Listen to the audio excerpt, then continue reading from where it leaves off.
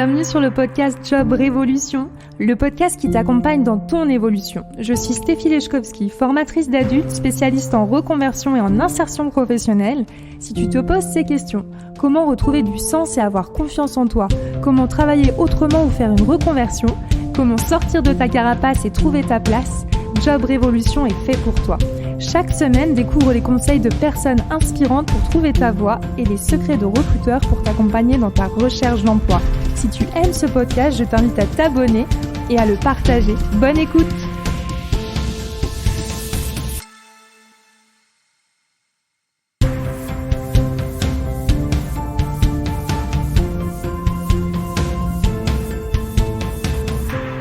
Bonjour à tous, j'ai le plaisir de vous présenter dans ce 3e épisode de Job Révolution Amélie Toupart qui est recruteuse. Elle publie régulièrement des posts sur LinkedIn sur la recherche d'emploi mais aussi sur le recrutement.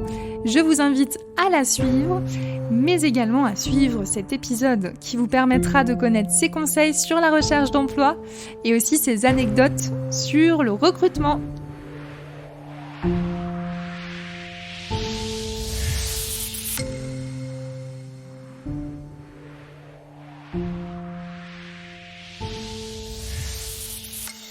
Bonjour Amélie. Bonjour. Bienvenue dans cet épisode. Je suis ravie de t'accueillir. Alors, on va commencer par la fameuse question. Qui es-tu ? Oui, du coup, je m'appelle Amélie Toupart. Je suis chargée de recrutement depuis 1 an, donc je suis assez récente dans le secteur. Je suis chargée de recrutement dans un cabinet de recrutement qui est spécialisé dans le secteur agricole et viticole. Donc, on recrute sur des postes plutôt de cadres et dirigeants. Spécifiquement du coup dans le secteur agricole. Ça peut être des postes très spécifiques liés vraiment à l'agriculture pure et dure, donc des postes en R&D, des postes très techniques, mais on recrute aussi sur des fonctions support, donc par exemple du marketing, des RH. Moi, pour vous expliquer un petit peu, on travaille toujours en binôme, donc un chargé ou une chargée de recrutement, parce que dans l'équipe, on n'est que des femmes pour l'instant, et un consultant. Donc le consultant va aussi travailler sur toute la prospection, la partie commerciale. Moi, je m'occupe pas du tout de ça. Je m'occupe vraiment de la première partie du process de recrutement. Donc ça peut aller de la prise de brief avec le client, la rédaction et la diffusion des annonces, le sourcing. Donc aller chercher les candidats qui correspondent le mieux au poste. Et je m'occupe surtout de la partie préqualification. Donc c'est surtout par téléphone, des fois un petit peu par WhatsApp. En fonction des fois des gens quand ils sont à l'étranger par téléphone, c'est pas toujours évident. Je m'occupe pas pour le moment de faire beaucoup d'entretiens. J'en ai fait que quelques-uns un petit peu pour m'apprendre aussi. Comme je l'ai dit, je suis assez récente dans le secteur, donc j'apprends un petit peu au fur et à mesure. Ok, super. Formidable.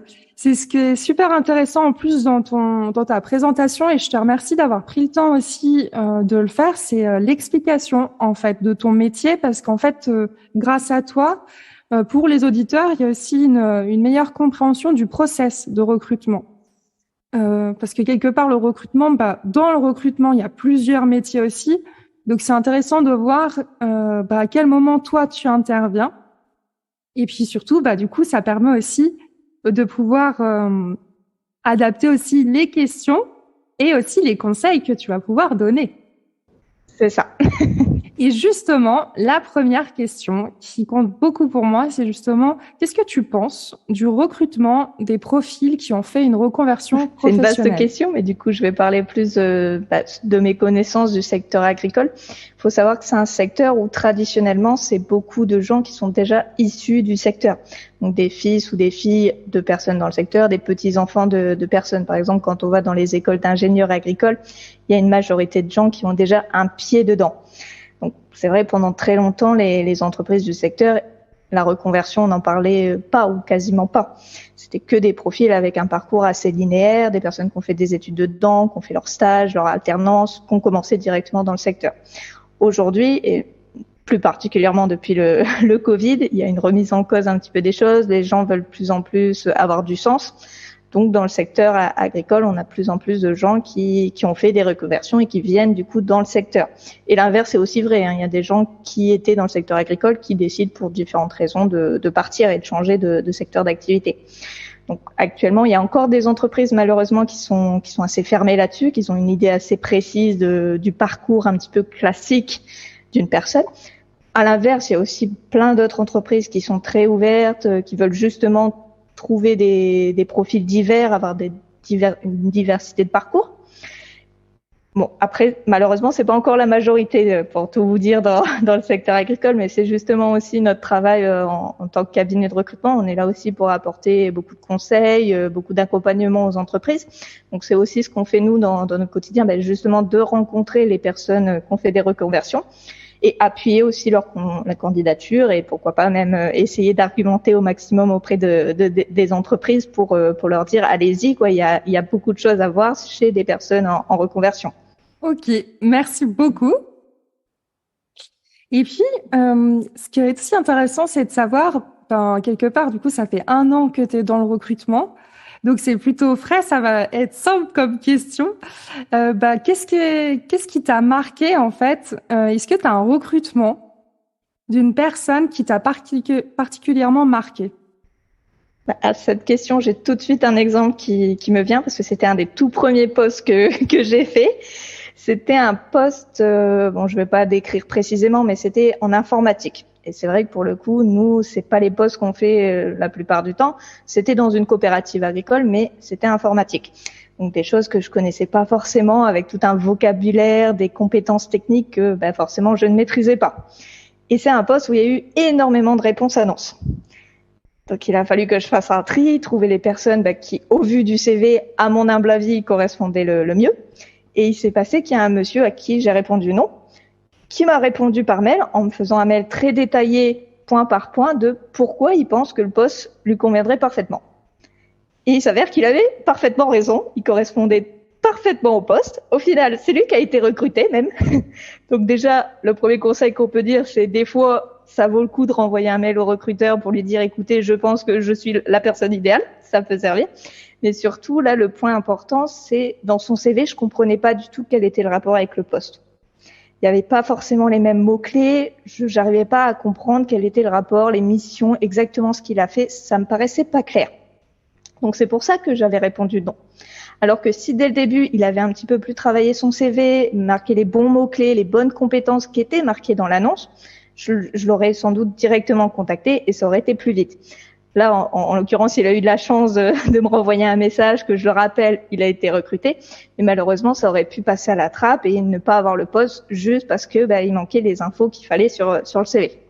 C'est un super exemple, hein, merci beaucoup. D'ailleurs, il me suit aussi sur LinkedIn, donc je pense qu'il écoutera ça et il se reconnaîtra. Ah, c'est génial. Non, en plus, c'est intéressant. Et puis, ça montre aussi que derrière, quelque part, il y a aussi bravo à ce monsieur qui a aussi argumenté point par point. Ça me fait penser au lien aussi avec la lettre de motivation, le mail de motivation. On dit que des fois, la lettre de motivation n'est pas lue. Et c'est vrai que le mail est quand même hyper important, aussi bien pour envoyer son dossier, pour déjà faciliter la lecture, je pense aux recruteurs, puis pouvoir attirer l'attention sur les points forts de la candidature. Et puis là, en l'occurrence, c'était super important, la relance aussi. Ouais, souvent, quand on envoie des mails négatifs, des fois, il y a des personnes qui répondent pas. Des fois, on a des personnes qui répondent un petit peu agressivement. Ça, c'est quelque chose qu'il faut surtout pas faire. Parce que forcément, en tant que recruteur, on va pas vous rappeler, peu importe la situation. Mais quand comme le monsieur là qui l'a fait, de bien argumenter, point par point, expliquer pourquoi, qu'est-ce que j'ai fait, qu'est-ce que je peux apporter au poste, tout de suite, on a envie de le rappeler. Même si peut-être que le poste a déjà été pourvu ou qu'au final, il correspond pas. Mais si demain, on a un autre poste équivalent, ça sera la première personne à qui on va penser et on va l'appeler directement. Super. Merci beaucoup. C'est vraiment un super exemple. Et puis après, toujours justement dans ces idées d'expérience, d'exemple, est-ce que tu as une idée du pire, justement, un truc qui t'a marqué, mais au sens le pire, d'habitude je dis, quel est le pire entretien que tu aies eu? Donc du coup, là, ça peut être, oui. Le pire appel. Le pire appel, par exemple. comme ça, j'ai pas d'exemple précis qui me vient tout de suite en tête, mais il y a une situation qui arrive souvent en ce moment, je trouve. Je sais pas si les autres recruteurs ont ça aussi, mais des fois, il y a des candidats, on convient d'une date et d'un horaire auquel on s'appelle. Donc, c'est convenu, c'est organisé pour parler du poste, parler du profil. Et ça arrive maintenant beaucoup que quand on appelle, la personne n'est pas du tout dans une situation prête à écouter. Par exemple, elle est en voiture ou à l'extérieur, il y a beaucoup de vent, beaucoup de bruit. Donc, c'est très compliqué, du coup, de se poser vraiment, de parler du poste, de l'entreprise, etc., quand la personne n'est pas vraiment prête à t'écouter. Du coup, dans ces cas-là, il vaut mieux quand même, quand un recruteur vous propose une date, déjà d'être sûr à ce moment-là d'être disponible, faire tout pour être disponible. Et si malheureusement il y a un empêchement ou il y a une autre situation, on peut toujours recaler une autre date. Mais il faut quand même être dans une situation ouverte et être capable d'écouter à ce moment précis. Oui, c'est ça. En plus, on est dans une période. Alors là, quand l'épisode sera diffusé, on sera en octobre, mais ça permet aussi d'aborder le sujet des vacances typiquement. Donc, quand on est en vacances, faire attention quand on répond au téléphone, parce que si on est à un apéro ou dans un contexte qui n'est pas forcément favorable, pourquoi pas attendre d'avoir le message? Parce que de toute façon, j'imagine, toi par exemple, si tu cherches à contacter un candidat, j'imagine que tu laisses un message.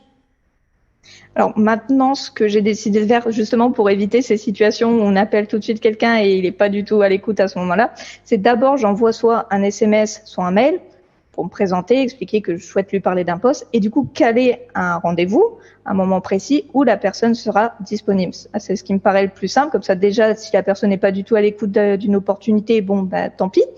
Et si la personne est potentiellement à l'écoute, on peut prévoir vraiment de se caler un moment idéal pour qu'on puisse tous les deux se discuter dans les meilleures conditions. Alors, petite question comme ça. Est-ce que tu as à chaque fois des réponses quand on te propose quelque chose? Enfin, que tu proposes, pardon, une opportunité? Non, pas du tout. C'est le recruteur ou la recruteuse qui a 100% de réponse. Il faut qu'il nous partage le secret parce que là, c'est souvent très compliqué. En général, ça dépend déjà des métiers. Il y a des métiers qui vont répondre beaucoup plus facilement. Tout ce qui est marketing, RH, c'est des gens qui sont en général beaucoup plus connectés. Donc, ils vont répondre assez facilement sur les réseaux sociaux. Des choses beaucoup plus ancrées, très techniques, agricoles, ils sont moins souvent sur les réseaux. Donc, on a moins de taux de réponse. Après, personnellement, j'ai remarqué qu'en SMS, j'ai tout de suite beaucoup plus de réponses qu'en appel direct. Parce qu'aujourd'hui, avec tous les appels qu'on reçoit au quotidien, par exemple le cas des CPF, etc., où on se fait harceler, il y a beaucoup de gens qui ont décidé tout simplement de ne plus répondre au téléphone s'ils connaissent pas la personne et tant qu'il n'y a pas de message, ils répondent pas. Donc, aujourd'hui, quand je fais des appels, j'ai fait justement des petits calculs pour vérifier un petit peu ça. Un appel, j'arrive à avoir une personne sur 10 au téléphone en appel direct. Par message, un SMS, j'ai en général 3 à 4 sur 10 qui au moins me répondent. Donc ça change complètement les choses. Et surtout là, avec les vacances, il y a beaucoup de gens qui sont pas là, qui sont ailleurs, qui sont occupés. Donc SMS, ils nous répondent tout de suite. Appel, ils répondront pas. C'est intéressant parce que souvent, j'entends aussi, moi je suis plus du coup dans l'accompagnement des personnes qui vont rechercher un emploi. Et il y a quand même beaucoup de personnes qui se plaignent en fait de pas avoir de retour suite à leur candidature. Donc je trouve aussi intéressant de mettre en fait au même niveau en fait le recruteur et le candidat et que c'est important de communiquer dans les deux sens parce que qui sait aussi bien le recruteur comme le candidat, un jour ou l'autre, les contacts sont vraiment des contacts pour développer son réseau et même si c'est pas forcément utile, enfin qu'il n'y a pas de nécessité de rentrer en relation tout de suite, qui sait, plus tard, ça peut être super important. Oui. Et justement, pour rebondir sur cette question aussi des annonces, moi j'étais candidate il y a pas très longtemps et je trouvais ça hyper stressant de quand tu postules et que la personne t'appelle tout de suite, il ou elle parle vite au téléphone, donc t'as pas le temps de comprendre de quelle entreprise on parle, on t'appelle directement, t'es pas forcément là, c'est hyper stressant. Donc je me mets à la place, je me dis en tant que candidate, je préfère qu'on m'envoie d'abord un SMS, qu'on me dise voilà, je vous contacte, j'ai vu vous avez postulé pour tel poste. Quand est-ce que vous êtes disponible pour en parler? Comme ça, pareil, la personne a le temps de relire l'annonce, de regarder un petit peu l'entreprise, le poste, etc. Et on est tous les deux prêts pour en discuter. Ok, merci beaucoup. Avec plaisir. Et puis, est-ce que aussi dans ton expérience du coup du recrutement, tu as une anecdote justement très drôle ou émouvante qui t'a marqué aussi? Là, j'ai un exemple qui est arrivé pas plus tard que la semaine dernière. J'appelle une candidate donc que j'ai sourcée, c'est moi qui ai été allée la chercher, elle n'a pas postulé à une annonce. Donc je l'appelle, je fais une préqualification, je lui parle du poste, de l'entreprise, tout se passe bien, une dame très sympa, pareil, peut-être qu'elle se reconnaîtra aussi. Donc je lui parle de poste et on se rend compte que malheureusement non, ça n'ira pas parce que la localisation ne lui convient pas, c'est vraiment l'autre côté de la France.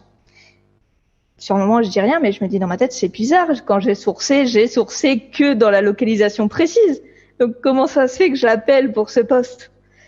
Donc je finis l'entretien, enfin l'échange, je lui dis que bon, si on a d'autres postes, on n'hésitera pas à la rappeler parce elle a beaucoup de qualités, elle a beaucoup de compétences qui peuvent être intéressantes pour d'autres postes. Et je fouille un peu parce que je me dis il y a un truc, il y a une info qui me manque. Et ben je me rends compte que je lui ai pas parlé du bon poste en fait. Ok. Je l'ai contacté pour un tout autre poste et en fait, le hasard a fait que cet autre poste lui correspondait aussi techniquement. Elle aurait pu très bien faire les deux, mais c'était juste pas la même localisation. D'accord, ok. Donc, ça m'a bien fait rire. Je me suis dit bon, pareil, elle s'est pas rendue compte qu'il y avait un problème et du coup j'ai attendu, j'ai laissé passer 3-4 jours et je l'ai rappelé en lui disant écoutez, j'ai un autre poste qui pourrait vous intéresser. Ah, excellent.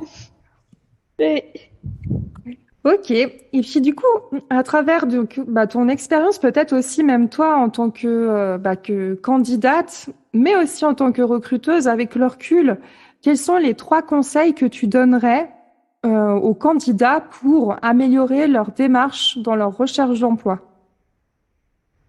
Alors, déjà, le premier truc qui me vient à l'esprit, c'est LinkedIn.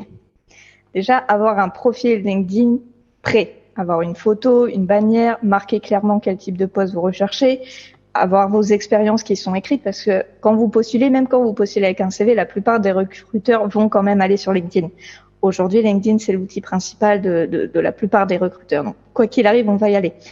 Donc, ça serait dommage de louper ça, de pas avoir un profil. Après, pas forcément la peine d'avoir tout hyper détaillé, hyper précis comme certains le font, mais au moins avoir quelques éléments sur votre profil. Et justement, c'est intéressant parce que là, je suis en train de me dire, en plus, vu que tu es spécialisée dans tout ce qui est agriculture, là, je suis assez surprise, c'est vrai. Donc, ça veut dire que même dans le secteur agricole, du coup, créer un compte LinkedIn est vraiment important, en fait. Oui, pour tout. Je pense que peu importe le secteur. Après, nous, dans le secteur agricole, c'est vrai qu'on remarque une certaine différence entre les générations. Les plus jeunes, moins de 30 ans, qui ont fait des écoles, souvent, on leur dit dans les écoles de justement créer un compte LinkedIn. Eux, souvent, le font. Pour les générations un petit peu plus anciennes ou pour les gens qui n'ont pas forcément fait un parcours en école, c'est moins le cas. Aujourd'hui, il y en a beaucoup, soit ils n'ont pas du tout de profil LinkedIn, soit ils en ont un, mais il n'y a rien dessus ou quasiment rien. C'est un petit peu dommage quand même. Oui. Effectivement. Alors, est-ce que tu as d'autres conseils à partager? Oui. Toujours avec LinkedIn, je pense que c'est toujours une bonne idée parfois de contacter directement les personnes directement par LinkedIn. Aujourd'hui, tous les recruteurs, toutes les personnes en RH utilisent LinkedIn et ils y vont tous les jours. Donc, vous pouvez aussi directement aller contacter soit des personnes dans les cabinets spécialisés dans votre secteur ou contacter directement les responsables RH, les recruteurs directement des entreprises qui vous intéressent.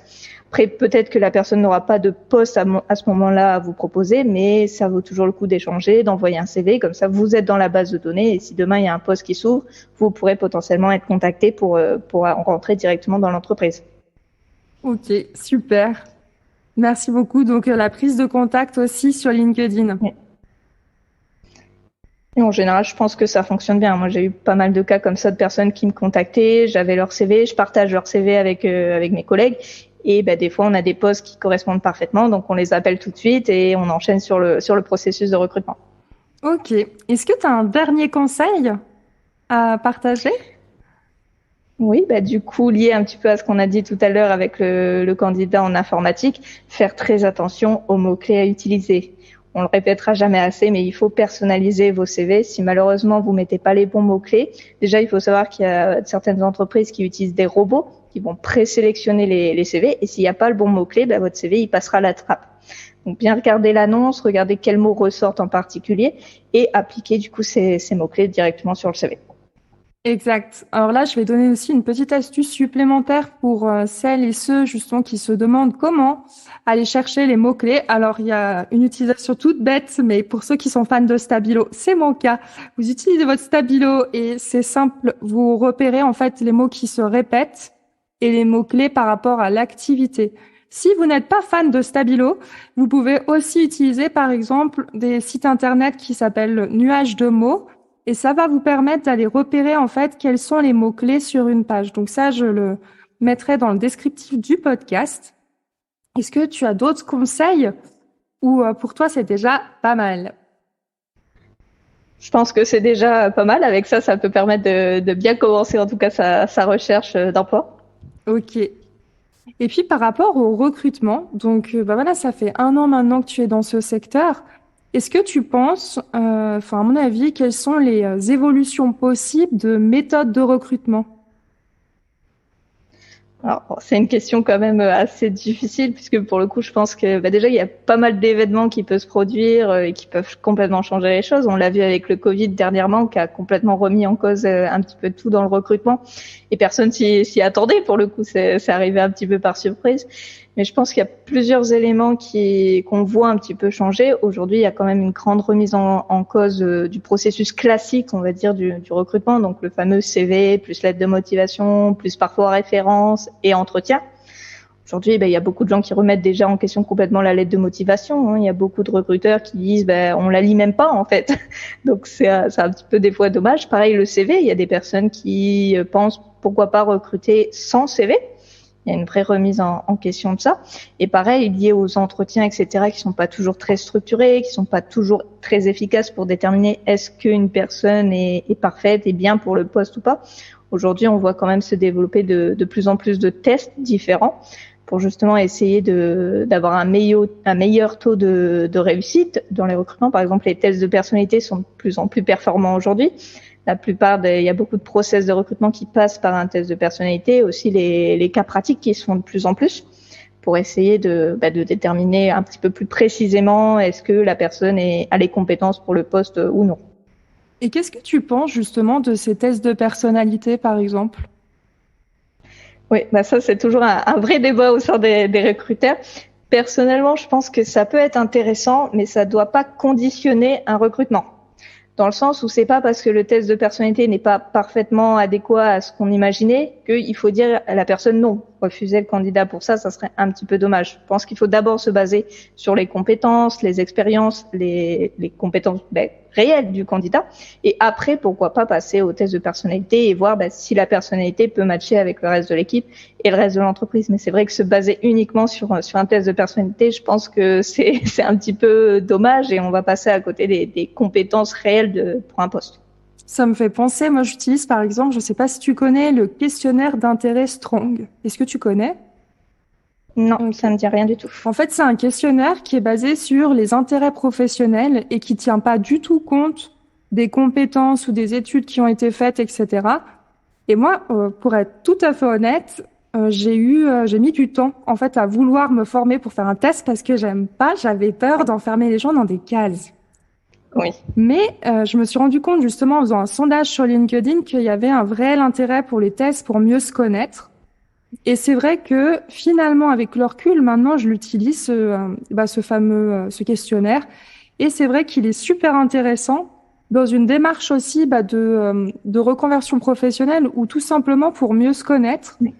Seulement, par exemple, de mon côté, j'ai tendance à vraiment le conseiller à la fin d'un processus. Donc, par exemple, à la fin de mes accompagnements, les personnes, c'est hyper important pour moi qu'elles soient capables par elles-mêmes d'identifier leurs compétences, de prendre conscience de tout ce qu'elles ont en elles.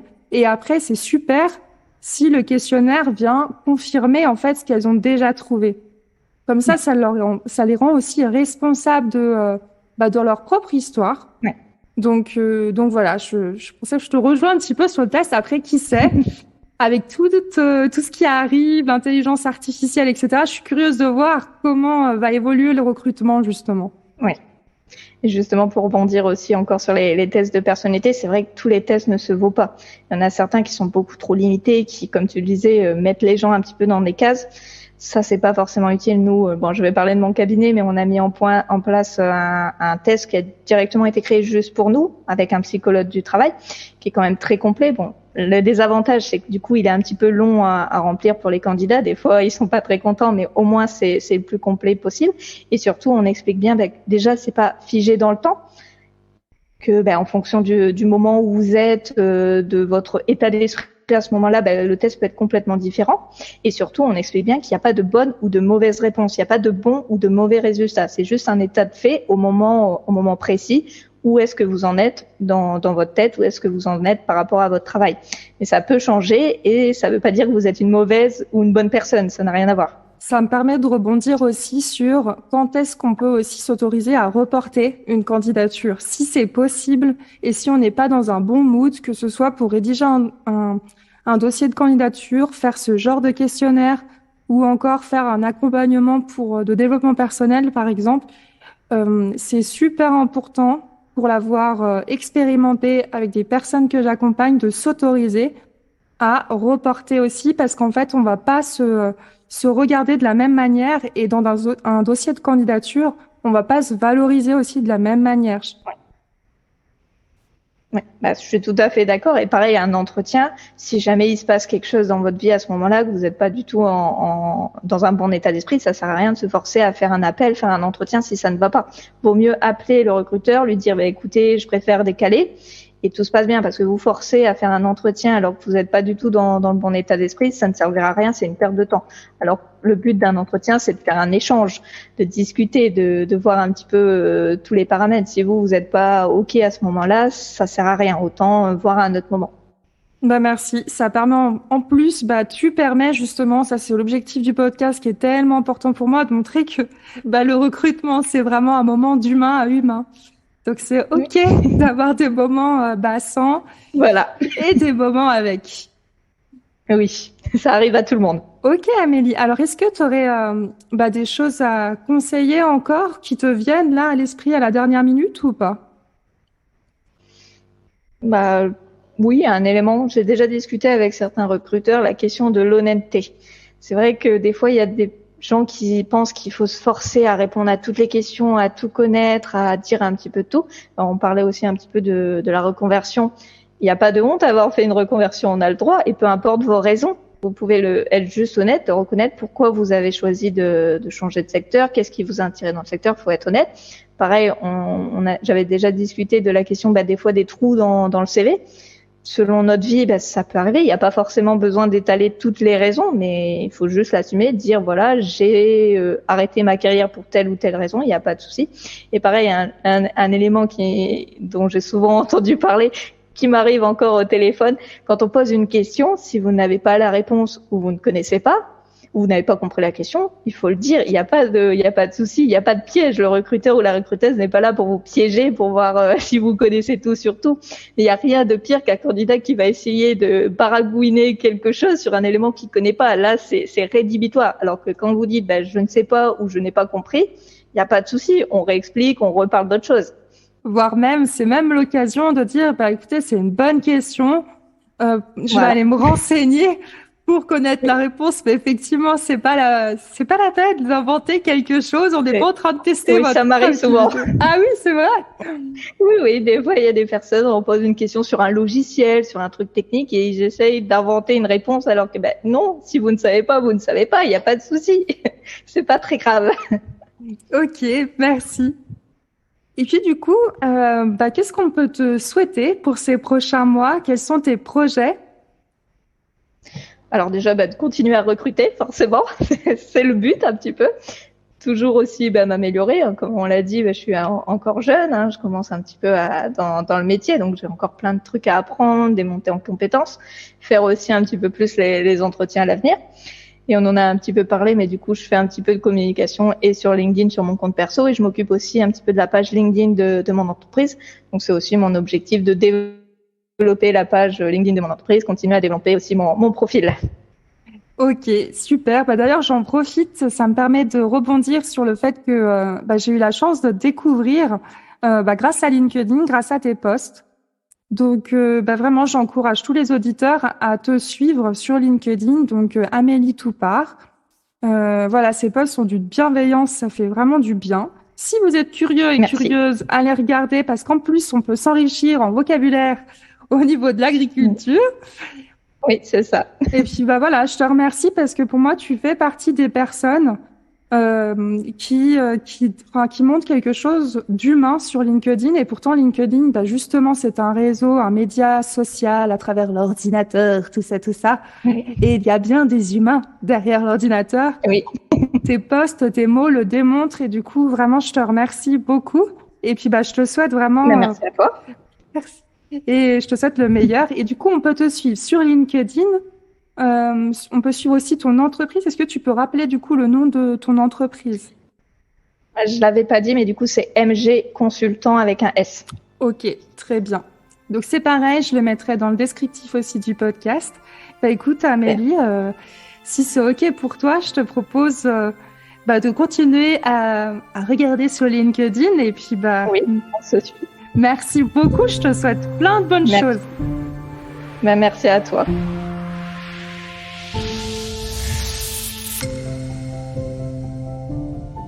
Bonjour à tous, je vous remercie d'avoir écouté cet épisode en entier, j'espère qu'il vous a plu. Merci beaucoup à Amélie d'avoir apporté tous ses conseils et ses exemples très très concrets, j'ai adoré, c'était super intéressant.